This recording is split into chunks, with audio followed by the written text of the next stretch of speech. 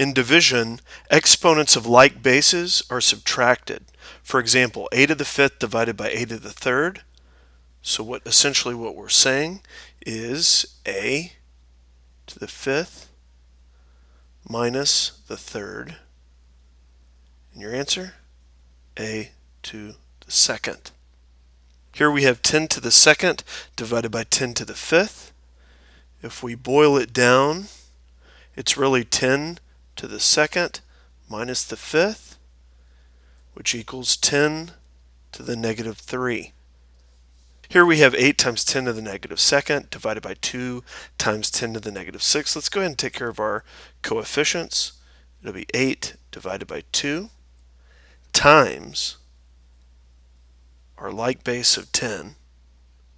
This time, 2 minus negative 6. Well, minus